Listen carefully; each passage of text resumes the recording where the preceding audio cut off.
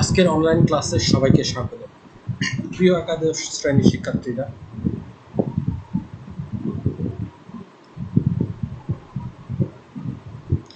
আমি মোহাম্মদ ওবায়দুল্লাহ, প্রভাষক ব্যবস্থাপনা, ধামরাই সরকারি কলেজ, ঢাকা।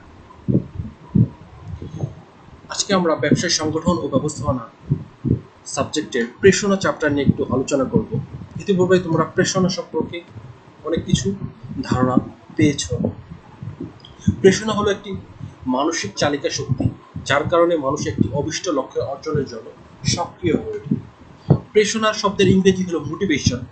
মোটিভেশন শব্দটি ল্যাটিন মুভারি শব্দ থেকে এসেছে, যার অর্থ হলো টু মুভ বা চালনা করা বা কোনো জিনিস গতিশীল করা। প্রেষণা হলো কোনো মানুষকে কাজের প্রতি উৎসাহিত করা, অনুপ্রাণিত করা, তার দ্বারা তাদের ভিতরে কর্মস্পৃহাটা সৃষ্টি করা। যে কর্মস্পৃহা সৃষ্টির ফলে সেই কাজ করতে নিবিষ্ট হয়, কোনো নিবিষ্ট বা উদ্দিষ্ট লক্ষ্য অর্জনের জন্য তাকে ওই দিকে তাকে ধাবিত করা যায়, ওই দিকে তাকে নিবিষ্ট করা যায়। প্রেষণা হলো কোনো লক্ষ্যে কাউকে অনুপ্রাণিত, উৎসাহিত ও পরিচিত করা একটা প্রক্রিয়া। কোনো লক্ষ্য প্রথমে সেট করতে হবে, সে লক্ষ্যে তাকে অনুপ্রাণিত করতে হবে, তাকে উৎসাহিত করতে হবে, তাকে পরিচিত করা যাবে যে প্রক্রিয়ার মাধ্যমে, সেটাই হলো প্রেষণা। যেহেতু সবকিছুই ব্যবসায় সবকিছু প্রাতিষ্ঠানিক অর্থে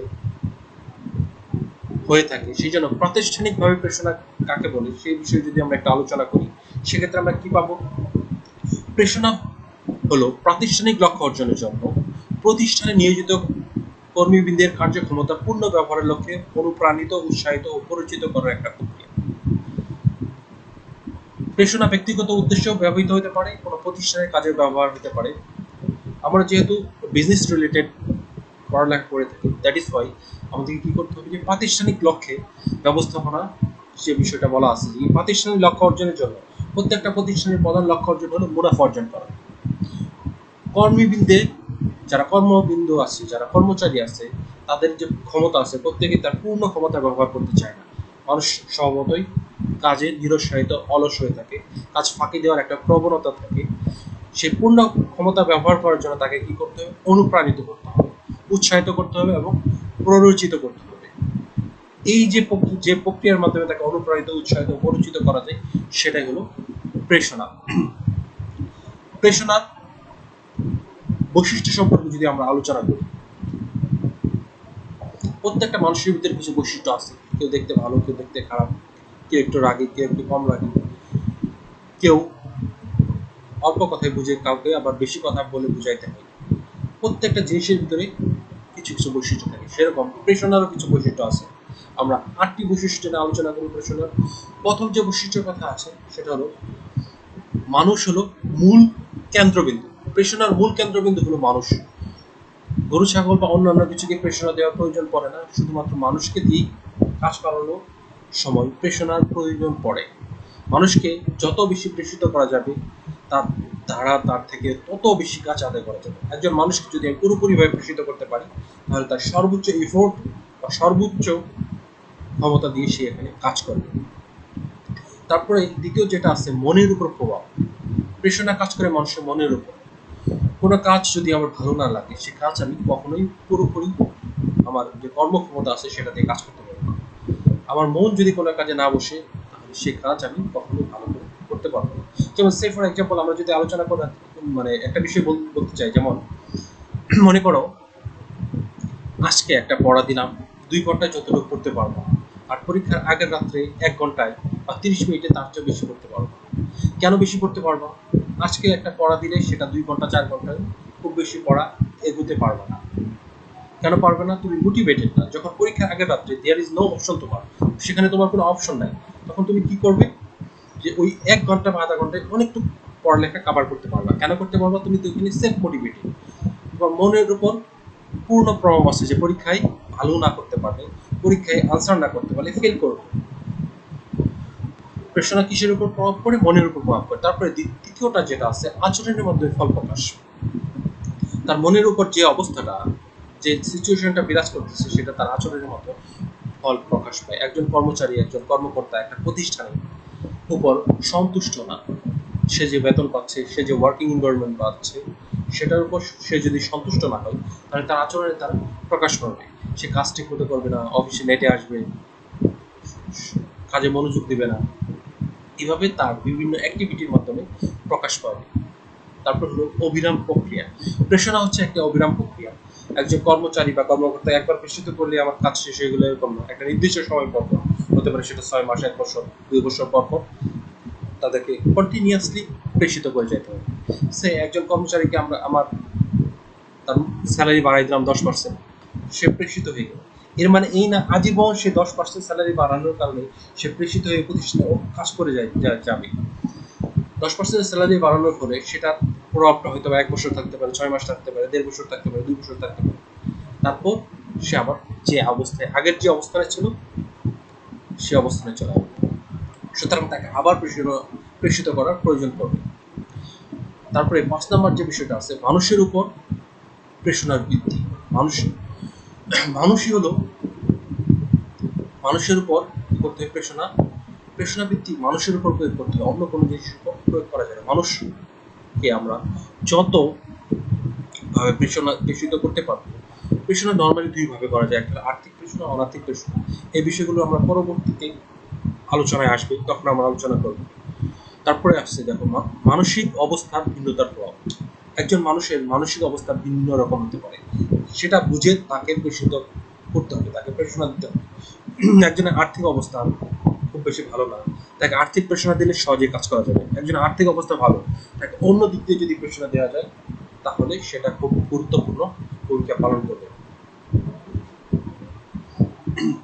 আরেকটু ক্লিয়ার করে যদি বলতে চাই, মনে করো একজনের যে স্যালারি প্রদান করা হয় 15,000 টাকা, সেটা তার জন্য এনাফ, সে আরো কিছু টাকাটি অভাব বোধ করে, তখন তাকে যদি স্যালারি 5%, 10% বাড়িয়ে দেওয়া হয়, সে পুরোপুরিভাবে প্রেষিত হবে এবং ওই প্রতিষ্ঠানে পুরোপুরিভাবে কাজ করতে যাবে। অন্যদিকে একজন ব্যক্তি আর্থিকভাবে খুবই সচ্ছল, তার যে স্যালারি পাইতেছে সেটাতেও সে সন্তুষ্ট, তাকে যদি স্যালারি বাড়ানো হয় যতটা খুশি হবে, তার চেয়ে যদি তার কর্মঘণ্টা 1 ঘন্টা বা 2 ঘন্টা কমিয়ে দেওয়া হয় তাহলে কিন্তু সে সবচেয়ে বেশি খুশি হবে। কারণ যার যেটা অভাব সেটা বুঝে সে অনুযায়ী তাকে যদি প্রেষণা দেওয়া যায়, সেটার ফলটা খুব ভালো হবে, সে ফলটা খুব পজিটিভ ইফেক্ট করবে। 7 নম্বর, মনোবল উন্নয়নের প্রধান অবলম্বন। যে কোনো মানুষের মনোবল উন্নয়ন করার জন্য প্রধান বা অন্যতম অবলম্বন হলো প্রেষণা। মানুষের মনোবলকে প্রেষণার মাধ্যমে সহজে উন্নয়ন করা যায়। যে কোনো শ্রমিক কর্মচারী একটা প্রতিষ্ঠানে কাজ করতে করতে তার মনোবল ক্ষীণ, দুর্বল হয়ে যায়। আর মনোবলকে বিভিন্ন ওয়েতে উন্নয়ন করানো যায়।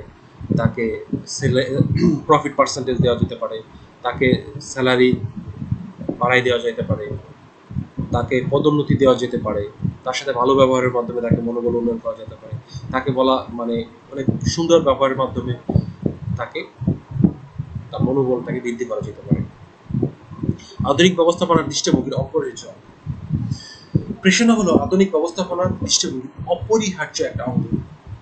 প্রেষণা ছাড়া আধুনিক ব্যবস্থাপনার কথা প্রপারলি চিন্তা করা যায় না। বর্তমান আধুনিক ব্যবস্থাপনা প্রেষণা ছাড়া চিন্তা করা যায় না। প্রেষণার ব্যবস্থাপনা প্রত্যেকটি কাজের ক্ষেত্রে প্রেষণার গুরুত্ব অপরিহার্য।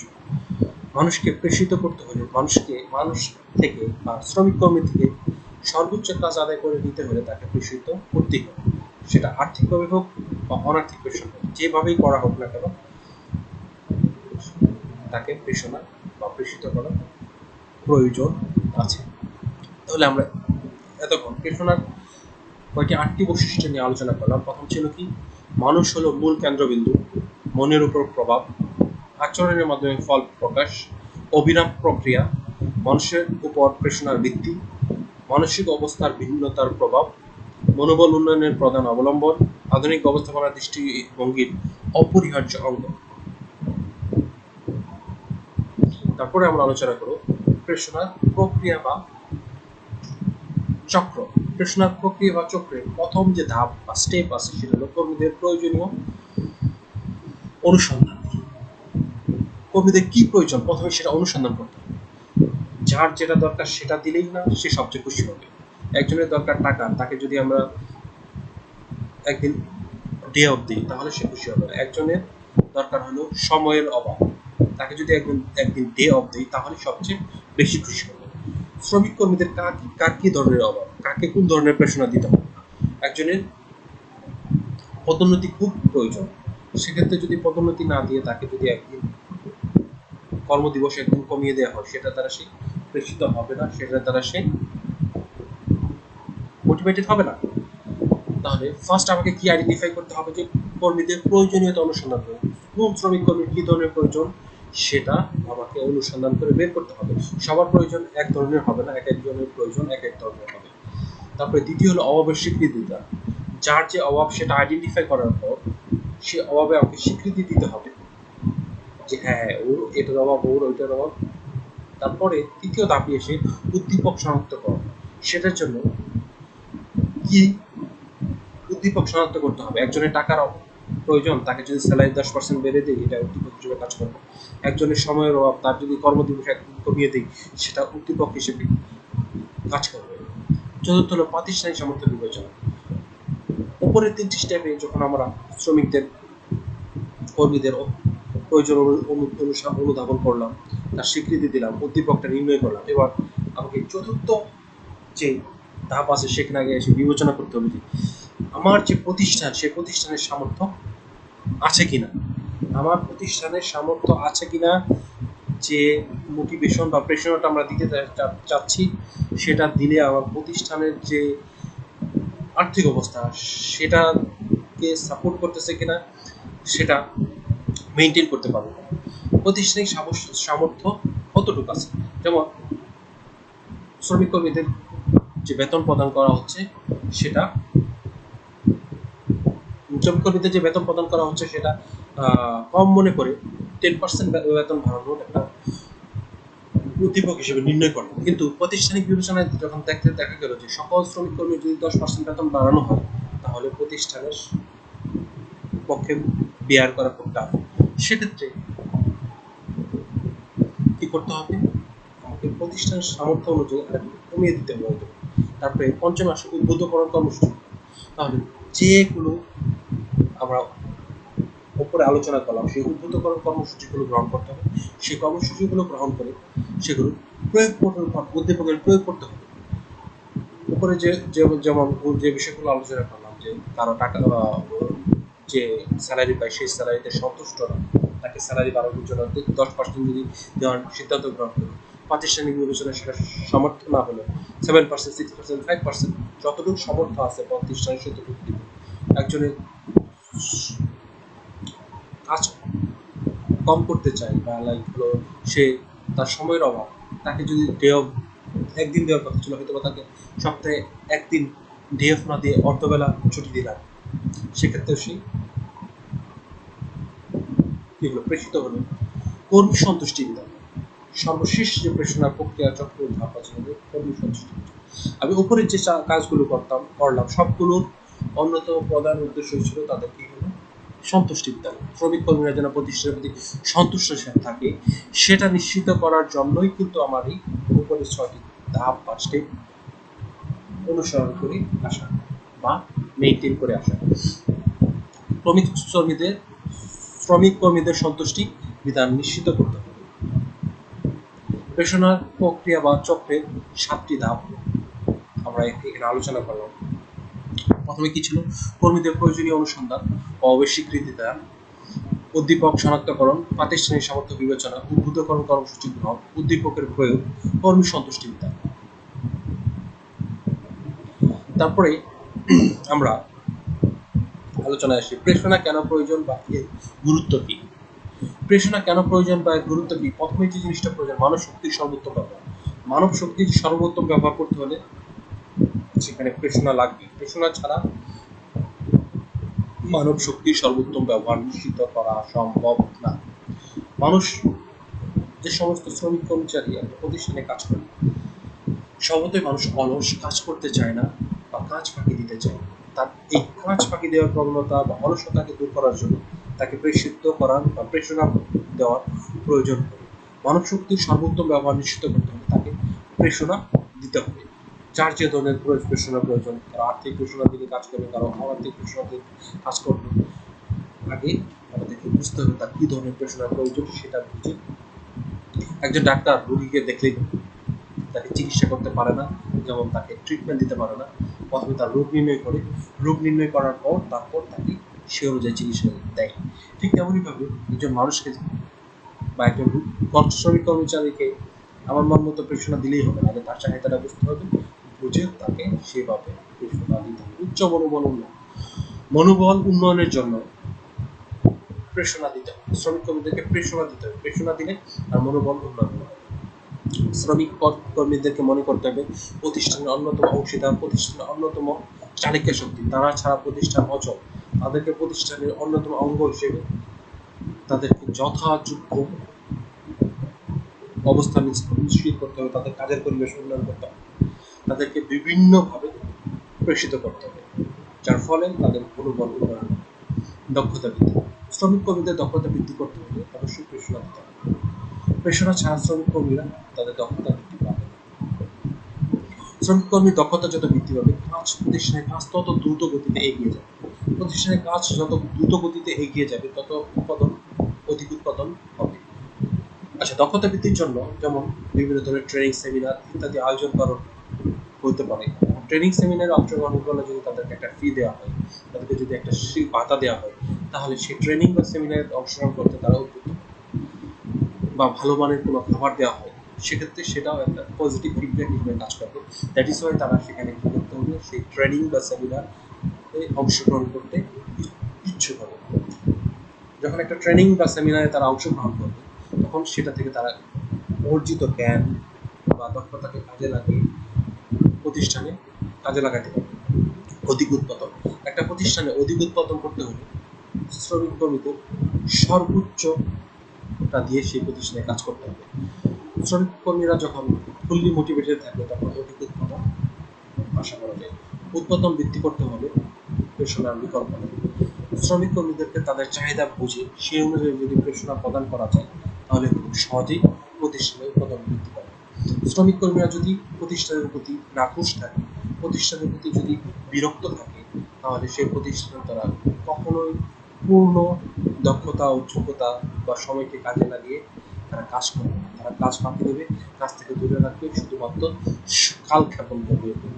মানে হলো তার সময়, যে ওয়ার্কিং আওয়ার আছে 8 ঘন্টা 10 ঘন্টা, কখন শেষ হয় সেটার দিকেই তাকিয়ে থাকবে, কতটুকু কাজ শেষ হলো সেটার দিকে গুরুত্ব দেবে।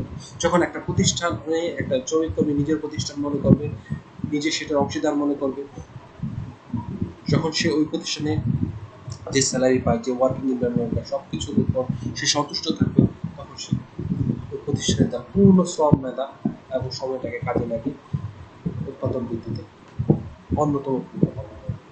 অপচয় হ্রাস, যে কোনো প্রতিষ্ঠানে যত অপচয় হবে, তত প্রফিট কমে যাবে। অপচয় এবং প্রফিটের সাথে বিপরীত সম্পর্ক। যত অপচয় বাড়বে, প্রফিট তত কমবে, যত অপচয় হ্রাস করা যাবে, প্রফিট তত বৃদ্ধি পাবে। সুতরাং অপচয় হ্রাস করতে হলে আমাদের কি করতে হবে, শ্রমিক কর্মীদেরকে প্রেরণা দিতে হবে। একজন শ্রমিক কর্মী যদি মনে করে অপচয় হলে আমার লস হবে, প্রতিষ্ঠানের লস, এই ধরনের মেন্টালিটি নিয়ে যদি একজন শ্রমিক একটা প্রতিষ্ঠানে কাজ করে, যারা এমপ্লয়ি আছে তারা যদি এইভাবে কাজ করে, তাহলে প্রতিষ্ঠানে অপচয় বৃদ্ধি পেতে থাকে, যা প্রতিষ্ঠানের প্রফিটকে বা লাভকে হ্রাস করতে থাকে। তারপর আসে শ্রম উন্নয়নমানতা হ্রাস। শ্রমিক কর্মী যদি একটা প্রতিষ্ঠানে কাজ না করে সন্তুষ্ট না হয়, যে বেতন পাচ্ছে, যে ওয়ার্কিং এনভায়রনমেন্ট পাচ্ছে, সেটার উপর যদি সে সন্তুষ্ট না হয়, সে কি করবে, এই প্রতিষ্ঠান ছেড়ে যে কোনো সময় অন্য প্রতিষ্ঠানে যাওয়ার জন্য তৎপর থাকে। এই প্রতিষ্ঠানে সে কাজ করে মজা পাইতেছে না, অন্য প্রতিষ্ঠানে চলে যাবে। এই প্রতিষ্ঠান স্যালারি নিয়ে সন্তুষ্ট না, এই প্রতিষ্ঠানের যে কাজ করার পরিবেশ আছে বা তাদের যে আপার বস আছে তাদের ব্যবহার ভালো না, এই সব কিছু মিলিয়ে যদি একটা প্রতিষ্ঠানে একজন শ্রমিক কর্মচারী সন্তুষ্ট না থাকে, তখন সে সুযোগ পেলেই অন্য প্রতিষ্ঠানে চলে যাবে। শ্রম ঘূর্ণয়নময়তা হ্রাস করতে হবে, প্রেষণার বিকল্প নেই। যত বেশি শ্রমিক কর্মীদের প্রেষিত করা যাবে, তত বেশি শ্রম ঘূর্ণয়নময়তা হ্রাস করা সম্ভব। নমনীয়তা বৃদ্ধি, শ্রমিক কর্মীদের নমনীয়তা বৃদ্ধি করতে হবে, তাদের প্রেষিত করতে হবে, প্রেষণা দিতে হবে। প্রেষণার ফলে শ্রমিক কর্মীরা প্রতিষ্ঠানের প্রতি আন্তরিক হয়, প্রতিষ্ঠানকে নিজের মনে করে তার সর্বোচ্চটা সে প্রতিষ্ঠানে দিয়ে প্রতিষ্ঠানের প্রতি সদয় মনোভাব রাখতে চায়। উত্তম শ্রম ব্যবস্থাপনা সম্পর্ক প্রতিষ্ঠা। উত্তম শ্রম ব্যবস্থাপনা সম্পর্ক প্রতিষ্ঠা করতে চাইলে প্রেষণার বিকল্প নাই। প্রেষণা ছাড়া উত্তম শ্রম ব্যবস্থাপনা প্রতিষ্ঠা করা সম্ভব নয়। উত্তম শ্রম ব্যবস্থাপনা সম্পর্ক প্রতিষ্ঠা করতে হলে শ্রমিক কর্মীদের মাধ্যমে প্রেষণার বিস্তার ঘটাতে হবে, তাদেরকে আর্থিক অনার্থিক সকল ধরনের প্রেষণা দিয়ে তাদের ভিতরে ভালো একটা বন্ডিং সৃষ্টি করতে হবে।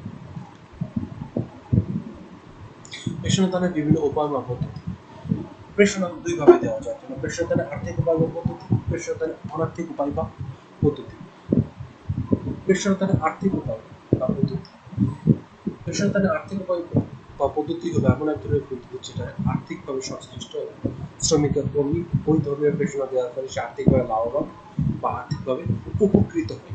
অনার্থিক প্রেষণা হলো যেটা অর্থের সাথে সংশ্লিষ্ট নয়, যে প্রেষণা দেওয়ার ফলে সে আর্থিকভাবে না অন্য কোনো ভাবে মোটিভেটেড বা প্রেষিত হয়। প্রেষণা দানের আর্থিক উপায় বা পদ্ধতি। প্রেষণা দানের আর্থিক উপায় বা পদ্ধতি প্রথম যেটা হলো ন্যায্য বেতন।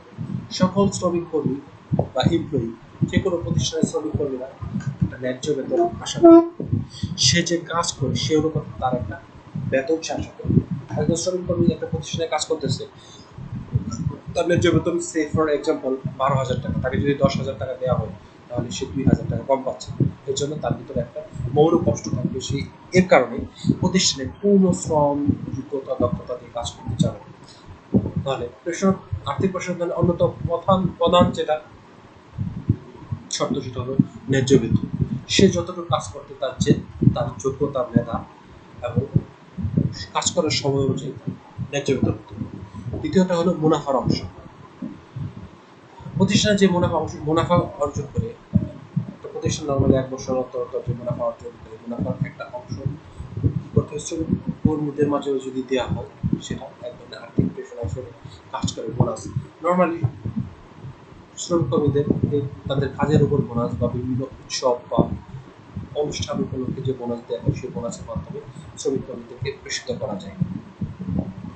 বোনাস দেওয়ার ফলে শ্রমিক কর্মীরা কি হয়, আর্থিকভাবে বেনিফিটেড হয় এবং প্রতিষ্ঠানের প্রতি আন্তরিক হয়। আর্থিক নিরাপত্তা। প্রতিষ্ঠানে যারা কাজ করে বিভিন্ন সময় তাদের বিভিন্ন ধরনের ঝুঁকি বা বিভিন্ন ধরনের ঝামেলায় করতে পারে। সেক্ষেত্রে যদি আর্থিক নিরাপত্তা হিসেবে প্রতিষ্ঠান না কাজ করে, যে প্রতিষ্ঠানে একজন শ্রমিক কর্মী তার সর্বোচ্চতা দিয়ে কাজ করতেছে, যে স্যালারি বা বেতন প্রতিষ্ঠান দিতেছে, হয়তো বা কোনো আর্থিক বিপদ এসে পড়তে পারে, সেক্ষেত্রে আর্থিক নিরাপত্তা বা আর্থিক সহায়তা যদি সেই প্রতিষ্ঠান না করে, সেই প্রতিষ্ঠানের প্রতি তার তেমন আগ্রহ থাকবে না বা ভালোভাবে কাজ করবে। আর্থিক নিরাপত্তা দিতে হবে প্রতিষ্ঠান তাকে, সেই শ্রমিক কর্মীদের। অগ্রিম ও ঋণ। অনেক সময় শ্রমিক কর্মী অগ্রিম বা ঋণ গ্রহণ করার প্রয়োজন। একজন শ্রমিক বা কর্মী যে স্যালারি পাচ্ছে সেটা দিয়ে তার নাও চলতে পারে, কোনো একটা দুর্ঘটনা হতে পারে, কোনো একটা বিপদ আসতে পারে, যার ফলে তার অতিরিক্ত টাকা প্রয়োজন করতে পারে। সে অতিরিক্ত টাকার ব্যবস্থা যদি প্রতিষ্ঠান থেকে নেওয়ার সুযোগ থাকে, অগ্রিমের মাধ্যমেই হোক বা সেটা ঋণের মাধ্যমে হোক, সেটা আর্থিক প্রেষণ। বাসস্থান সুবিধা। অনেক প্রতিষ্ঠান তাদের শ্রমিক কর্মীদেরকে বাসস্থানের সুযোগ দিয়ে থাকে।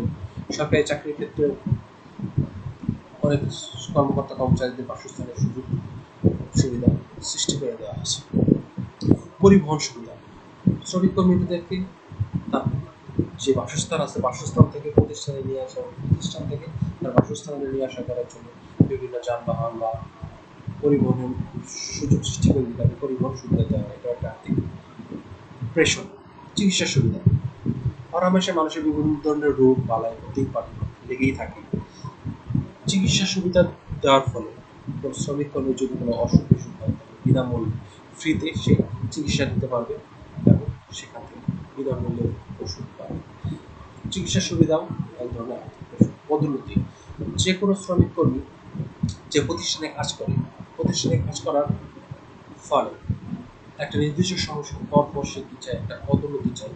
এই পদোন্নতি যদি সে না পায়, সে মৌন কষ্ট করবে, সেই প্রতিষ্ঠানে কাজ করতে সে উৎসাহ ফিল করে না, কাজের ভিতরে সে নিরুৎসাহিত হয়। হতে পারে সেটা একটা প্রতিষ্ঠানের যে স্ট্রাকচার আছে, স্ট্রাকচার ওয়াইজ 5 বছর করে, 7 বছর করে বা 3 বছর করে পদোন্নতির বিধান থাকতে পারে। সুতরাং 3 বছর বা 5 বছর যেইটাই চালু থাকুক না কেন, সেই সময় অতিবাহিত হওয়ার পর সে পদোন্নতি প্রত্যাশা করে, সেই অনুযায়ী তাকে পদোন্নতি না দিলে তাহলে সে ওই প্রতিষ্ঠানে কাজ করতে আগ্রহ ফিল করবে না, কাজ করার প্রতি মনোনিবেশ থাকবে। পদোন্নতি এক ধরনের আর্থিক প্রশ্ন। পুরস্কার, পুরস্কারের মাধ্যমে শ্রমিক কর্মীদেরকে কি করা যায়, প্রেষিত করা যায়। তার ভালো কাজের জন্য বিভিন্ন ধরনের পুরস্কার দেওয়া যেতে পারে, তার অধিক উৎপাদনশীলতার জন্য, তার যে কর্ম স্পৃহা, তার যে যোগ্যতা অনুযায়ী অধিক আউটপুট প্রদান করার কারণে প্রতিষ্ঠানে তাকে বিভিন্ন রকম পুরস্কার দিতে পারে। সেটা হতে পারে মাসিক ভিত্তিতে, 3 মাসিক ভিত্তিতে, 6 মাসিক ভিত্তিতে বা মাসিক ভিত্তিতে বিভিন্ন ধরনের পুরস্কারের সুযোগ থাকতে পারে, রেশন সুবিধা। শ্রমিক কর্মীদেরকে বিভিন্ন ধরনের রেশন সুবিধা দেওয়া যেতে পারে, যেমন হতে পারে তাদেরকে চাল, গম দেওয়া যেতে পারে, তেল দেওয়া যেতে পারে, চিনি দেওয়া যেতে পারে, এই ধরনের সুবিধা থাকতে পারে। তারপরে ক্যান্টিন সহযোগিতা, বিভিন্ন প্রতিষ্ঠানে ক্যান্টিন সহযোগিতা থাকে। ক্যান্টিন সহযোগিতা সিস্টেমটা এরকম যে একটা প্রতিষ্ঠানের ভিতরে ক্যান্টিন থাকবে, যে খাবারটা বাইরে 100 টাকায় পাওয়া যেত, সেই ক্যান্টিনে সেই খাবারটা হয়তো 30-40 টাকায় পাওয়া যাবে, যার ফলে শ্রমিক কর্মীদেরকে বেশি টাকা খরচ করে বাইরে না খেতে খেয়ে প্রতিষ্ঠানের ভিতরে স্বল্প টাকায় সেখানে খেতে পারতেছে। এই ক্যান্টিনের বাকি যে অল্প টাকায় খেতে পারতেছে, এখানে অবশ্যই মালিকের কন্ট্রিবিউশন থাকবে। সেখানে একটা বরাদ্দ দেবে, যে বরাদ্দ দেওয়ার ফলে ক্যান্টিনে শ্রমিক কর্মীদের অর্ধেক মূল্য বা তার চেয়ে কম মূল্যে যে কোনো খাবার খেতে পারবে। তারপরে আমরা আসি পেশাদারি, অনার্থিক উপাদান পদ্ধতি। প্রথমে আসে ব্যক্তিগত ক্ষমতার অধিকার। কোনো প্রতিষ্ঠান যদি কাজ করে শ্রমিক কর্মী ব্যক্তিগত কোনো ক্ষমতা বা অধিকার না থাকে, সেই প্রতিষ্ঠানে সে কাজ করে স্বাচ্ছন্দ্য ফিল করবে না, সেই প্রতিষ্ঠানে কাজ করার সে আগ্রহ প্রকাশ করবে না। সুষ্ঠু কর্মপরিবেশ, যে কোনো জায়গায় কাজ করতে হলে কর্মপরিবেশ খুবই ইম্পর্টেন্ট একটা বিষয়। কর্মপরিবেশ ভালো থাকলে সেই পরিবেশে কাজ করে শ্রমিক কর্মী উৎসাহ ফিল করে। নিরাপত্তা, তার কাজের এবং কাজে যদি নিরাপত্তা না থাকে, অনিরাপদ পরিবেশে কাজ করতে হবে। তার চাকরির যদি নিরাপত্তা না থাকে, সেক্ষেত্রে সেই প্রতিষ্ঠানে কাজ করা সে আগ্রহ হারিয়ে ফেলবে। আকর্ষণীয় কাজ, কাজ যত আকর্ষণীয় হবে ওই কাজ করতে তত বেশি আগ্রহ হবে। আকর্ষণীয় কাজ করতে যে কোনো শ্রমিক কর্মী খুব আগ্রহ ফেলবে। উত্তম ব্যবহার, শ্রমিক কর্মীদের সাথে তার যদি আপার অথরিটি উত্তম ব্যবহার না করে, তাহলে শ্রমিক কর্মী মৌন কষ্ট করবে এবং কাজ করতে অনাগ্রহ ফিল। উত্তম ব্যবহার এক ধরনের প্রেরণা হিসেবে কাজ করে। ভালো কাজের প্রশংসা, ভালো কাজের যদি প্রশংসা করা হয়, যে কোনো শ্রমিক কর্মীকে একটা ভালো কাজ করে সে কাজে যদি যথাযোগ্য প্রশংসা পায়, তাহলে তার ভিতরে কাজ করার আগ্রহটা বৃদ্ধি পায়, আরও বেশি কাজ ভালো করে করতে চায় এবং এই কাজকে সে নিজের মনে করে। প্রশিক্ষণ সুবিধা, শ্রমিক কর্মীদেরকে কাজ করার ফাঁকে ফাঁকে বিভিন্ন ধরনের প্রশিক্ষণ, বিভিন্ন ধরনের কর্মশালা সৃষ্টি করতে হবে, ওয়ার্কশপে অংশগ্রহণের সুযোগ সৃষ্টি করে দিতে হবে। প্রশিক্ষণের সুযোগ থাকলে শ্রমিক কর্মীরা কাজ কীভাবে করতে হয় সেগুলো হাতে কলমে দেখতে পারে, শিখতে পারে। প্রশিক্ষণের সুযোগ থাকলে শ্রমিক কর্মীরা ওই কাজ সম্পর্কে প্রপারলি অবগত হয়, যার ফলে সে নিজে নিজেই প্রেষিত হয়। গণতান্ত্রিক ব্যবস্থাপনা, গণতান্ত্রিক ব্যবস্থাপনা যে কোনো প্রতিষ্ঠানের জন্য একান্তই কাম্য। গণতান্ত্রিক ব্যবস্থাপনা না থাকলে সেই প্রতিষ্ঠানের শ্রমিক কর্মী তেমন কোনো অধিকার থাকে না, তার কি চাহিদা সে সেখানে বলতে পারে না, সে তার স্বাধীনভাবে মত প্রকাশ করতে পারে না, ওই প্রতিষ্ঠানে সে কাজ করে কমফোর্ট ফিল করে না। মালিকানায় অংশগ্রহণের সুযোগ সুবিধা প্রদান, অনেক সময় শ্রমিক কর্মীদের মালিকানায় অংশগ্রহণের সুযোগ সুবিধা প্রদান করা হয়। যদি মালিকানায় অংশগ্রহণের সুযোগ সুবিধা প্রদান করা যায় শ্রমিক কর্মীদের, তারা নিজেরাই মোটিভেটেড হয়। সুবিচার প্রতিষ্ঠা, একটা প্রতিষ্ঠান যদি সুবিচার প্রতিষ্ঠা না থাকে, সে প্রতিষ্ঠানের শ্রমিক কর্মীরা আস্তে আস্তে ডিমোটিভেটেড হতে থাকে, সে প্রতিষ্ঠান থেকে আস্তে আস্তে চলে যেতে থাকবে, অন্য প্রতিষ্ঠানে সে সুইচ করতে থাকবে। শ্রমিক সংঘ করবার সুযোগ, শ্রমিক সংঘ করার সুযোগ থাকবে, যে কোনো প্রতিষ্ঠানের শ্রমিকদের একটা সংঘ করার সুযোগ থাকতে হবে। শ্রমিকদের অধিকার, তাদের দেনা পাওনা নিয়ে সেই শ্রমিক সংঘ কাজ করবে। তারা মালিক পক্ষের সাথে তাদের যে অধিকার, তাদের যে পাওনা, এই বিষয়গুলো নিয়ে মালিকের সাথে তিন নম্বর, প্রতিষ্ঠানের সুনাম। যে কোনো প্রতিষ্ঠানের যদি সুনাম থাকে, সেই প্রতিষ্ঠানে যে কোনো শ্রমিক কর্মী কাজ করার জন্য অধিক আগ্রহ বোধ করে। আর যদি প্রতিষ্ঠানের সুনাম থাকে, সেই প্রতিষ্ঠানে নামকরা প্রতিষ্ঠানে যে কেউ কাজ করতে আগ্রহী হয়। আর দুর্নাম বা বদনাম, যে কোনো ধরনের বদনাম আছে, ওই ধরনের প্রতিষ্ঠানে যে কোনো শ্রমিক কর্মী কাজ করতে চায় না। প্রতিষ্ঠানের সুনাম একটা অনার্থিক প্রেষণা হিসেবে কাজ করে। শিক্ষার সুযোগ সৃষ্টি, যে কোনো প্রতিষ্ঠানের শিক্ষার সুযোগ সৃষ্টি করে দিতে হবে। একটা প্রতিষ্ঠানে